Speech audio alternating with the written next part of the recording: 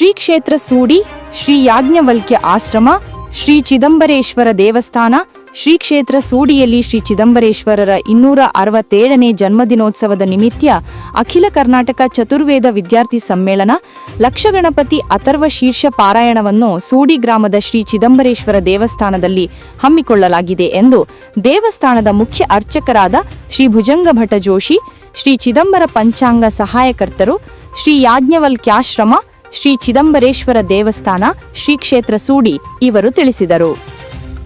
ನಮ್ಮ GM news ವಾಹಿನಿಯ ಜೊತೆ ಮಾತನಾಡಿದ ಅವರು, ಚತುರ್ವೇದ ಛಾತ್ರ ಸಮ್ಮೇಳನ ಎಂದು ಕರೆಯಲ್ಪಡುವ ಈ ಸಮ್ಮೇಳನವು ಬಹುಶಃ ಈ ಭಾಗದಲ್ಲಿ ಹಿಂದೆಂದಿಗೂ ಆಗಿಲ್ಲ.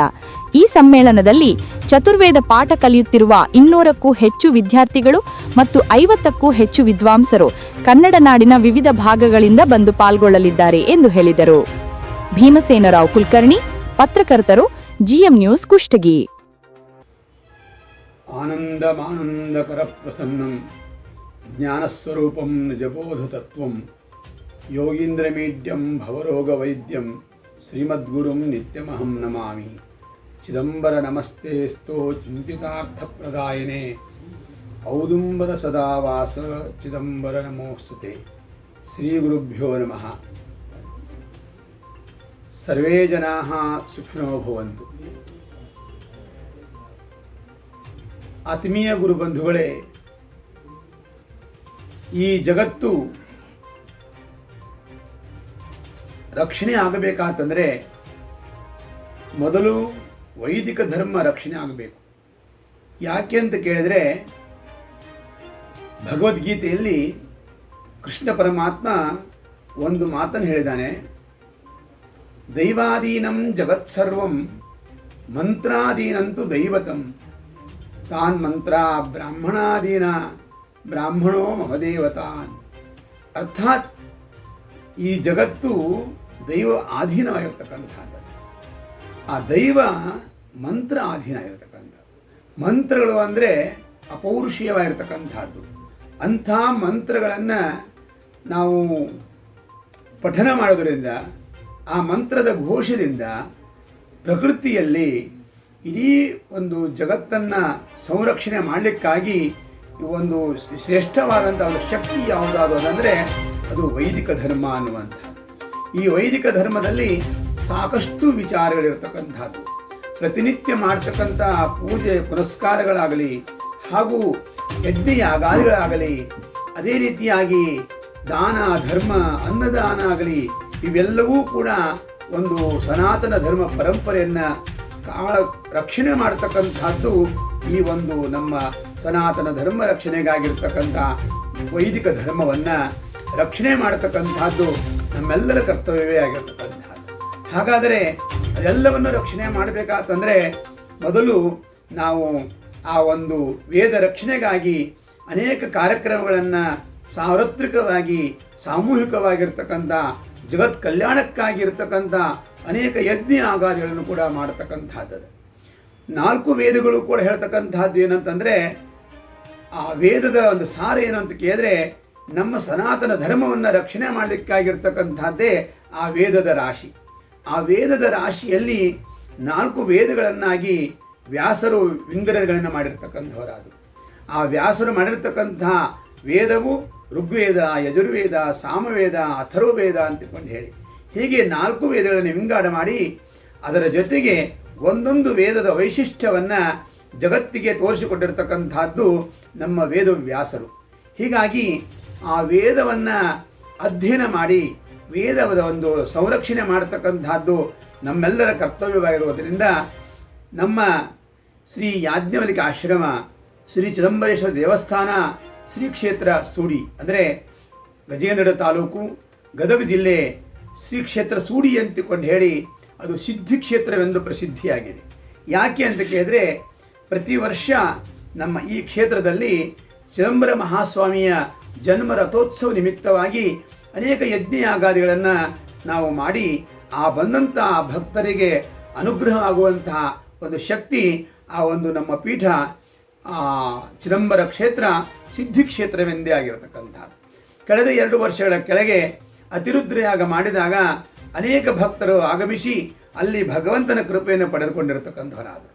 ಅದೇ ರೀತಿಯಾಗಿ ಈ ವರ್ಷ ಬರುವ ಕಾರ್ತಿಕ ಬಹುಳ ಷಷ್ಠಿ ದಿವಸ ಚಿದಂಬರ ಮಹಾಸ್ವಾಮಿಯ ಜನ್ಮ ರಥೋತ್ಸವ ಅಂತಕ್ಕಂಥದ್ದು. ಚಿದಂಬರ ಮಹಾಸ್ವಾಮಿಯು ಸಾಕ್ಷಾತ್ ಶಿವನ ಅವತಾರವೇ ಆಗಿರತಕ್ಕಂಥವ್ರು. ಯಾಕಂದರೆ ಆ ಭಗವಂತ 260 ವರ್ಷಗಳ ಹಿಂದೆ ಅವತಾರ ಮಾಡಿ ಲೋಕ ಕಲ್ಯಾಣಾರ್ಥವಾಗಿ ಧರ್ಮಗ್ಲಾನಿಯಾದಾಗ ಧರ್ಮವನ್ನು ರಕ್ಷಣೆಗಾಗಿ ಮಹಾಸ್ವಾಮಿ ಮುರುಗೋಡದ ಚಿದಂಬರ ದೀಕ್ಷಿತರು ಅವತಾರ ಮಾಡಿರತಕ್ಕಂಥವ್ರು. ಅವರ ಆರಾಧ್ಯತೆಯ ಒಂದು ಮನೆತನವರಾದ ನಾವೆಲ್ಲರೂ ಆ ಮಹಾಸ್ವಾಮಿ ಚಿದಂಬರರ ಒಂದು ಜನ್ಮ ರಥೋತ್ಸವವನ್ನು ಅದ್ಧೂರಿಯಾಗಿಯೇ ಮಾಡುವಂಥ ಒಂದು ವಿಚಾರ ಮಾಡತಕ್ಕಂಥದ್ದು. ಹಾಗಾದರೆ ಚಿದಂಬರ ಜನ್ಮೋತ್ಸವ ಒಂದೇ ಮಾಡಿದರೆ ಸಾಲದು, ಅದರ ಜೊತೆಗೆ ಅನೇಕ ವಿಧವಾದಂಥ ವಿಶಿಷ್ಟವಾದಂಥ ಕಾರ್ಯಕ್ರಮಗಳನ್ನು ಮಾಡಬೇಕು ಅಂತಕೊಂಡು ಹೇಳಿ ಸಂಕಲ್ಪ ಮಾಡಿದ್ದೀವಿ. ಆ ಸಂಕಲ್ಪ ನಿಮಿತ್ತವಾಗಿ ಮಹಾಸ್ವಾಮಿ ಚಿದಂಬರರ ಭಗವಂತನ ಪ್ರೇರಣೆಯಿಂದ ಈ ವರ್ಷ ಬರುವ ಕಾರ್ತಿಕ ಬಹುಳ ಪ್ರತಿಪದೆಯಿಂದ ಷಷ್ಠಿಯವರೆಗೆ ಅಂದರೆ ದಿನಾಂಕ 6/11/2025 ಗುರುವಾರದಿಂದ 11/11/2025 ಮಂಗಳವಾರದವರೆಗೆ ಮಹಾಸ್ವಾಮಿ ಉತ್ಸವ ನಡೀತಕ್ಕಂಥದ್ದು. ಹಾಗಾದರೆ ಈ ಉತ್ಸವ ಸಂದರ್ಭದಲ್ಲಿ ವಿಶಿಷ್ಟವಾದಂಥ ಕಾರ್ಯಕ್ರಮ ನಡೀತಾ ಇದ್ದೇವೆ. ಈ ಒಂದು ಕಾರ್ಯಕ್ರಮದಲ್ಲಿ ಲೋಕ ಕಲ್ಯಾಣಾರ್ಥವಾಗಿ ಹಾಗೂ ವೇದ ಧರ್ಮ ರಕ್ಷಣೆಗಾಗಿ ಲಕ್ಷ ಗಣಪತಿ ಅಥರ್ವ ಶೀರ್ಷ ಪಾರಾಯಣ ಅಂದರೆ ಏನು ಅಂತ ಕೇಳಿದ್ರೆ, ಗಣಪತಿ ಪ್ರೀತ್ಯರ್ಥವಾಗಿ ವೇದದಲ್ಲಿ 10 ಮಂತ್ರದಿಂದ ಕೂಡಿರತಕ್ಕಂಥದ್ದು ಗಣಪತಿಯ ಒಂದು ಸ್ತೋತ್ರ ಅಥವಾ ಗಣಪತಿಯ ಮಂತ್ರಗಳು ವಿಶಿಷ್ಟವಾದಂಥ ಮಂತ್ರವೇ. ಆ ಕಲವು ಚಂಡಿ ವಿನಾಯಕವು ಅನ್ನುವಂತೆ ಆ ಗಣಪತಿಯ ಒಂದು ಸ್ತೋತ್ರ ಅಥವಾ ಗಣಪತಿಯ ಮಂತ್ರಗಳು 10 ಮಂತ್ರ ಇರತಕ್ಕಂಥ ಒಂದು ಅಥರ್ವ ಶೀರ್ಷವನ್ನು ಲಕ್ಷ ಗಣಪತಿ ಅಥರ್ವ ಶೀರ್ಷ ಪಾರಾಯಣ ಅಂದರೆ ಲೋಕ ಕಲ್ಯಾಣಾರ್ಥವಾಗಿ 1,00,000 ಒಂದು ಅಥರ್ವ ಶೀರ್ಷ ಪಾರಾಯಣವನ್ನು ಮಾಡಬೇಕಂತ ಸಂಕಲ್ಪ ಮಾಡಿಕೊಂಡಿದ್ದಾತು. ಅದರ ಜೊತೆಗೆ ಈ ಒಂದು ಅಥರ್ವ ಶೀರ್ಷ ಪಾರಾಯಣ ಮಾಡಬೇಕಂತಂದರೆ ಅನೇಕ ವೈದಿಕರು ಬೇಕಾಗ್ತಕ್ಕಂಥದ್ದು. ಕನಿಷ್ಠ 250 ವೈದಿಕರು ಬೇಕು ಅನ್ನುವಂಥದ್ದು ಪ್ರಸಂಗ ಬಂತು.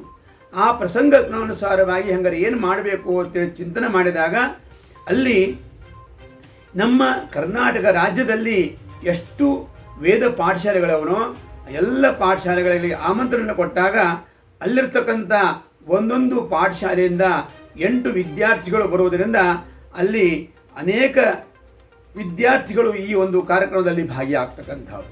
ಹಾಗಾದರೆ ಈ ಎಲ್ಲ ವಿದ್ಯಾರ್ಥಿಗಳು ಭಾಗಿಯಾಗೋದರಿಂದ ಈ ಒಂದು ವಿಶಿಷ್ಟವಾದಂಥ ಕಾರ್ಯಕ್ರಮವನ್ನು ಇನ್ನೂ ವೈಶಿಷ್ಟ್ಯಪೂರ್ಣವಾಗಿ ಮಾಡೋಣ ಅಂತಕೊಂಡು ಚಿಂತನೆ ಮಾಡಿದಾಗ ಅಖಿಲ ಕರ್ನಾಟಕ ಚತುರ್ವೇದ ಛಾತ್ರ ಸಮ್ಮೇಳನ ಕೂಡ ಇಲ್ಲಿ ನಾವು ಮಾಡಬೇಕು ಅಂತಕೊಂಡು ಹೇಳಿ ಚಿಂತನೆ ಮಾಡಿದ್ವಿ.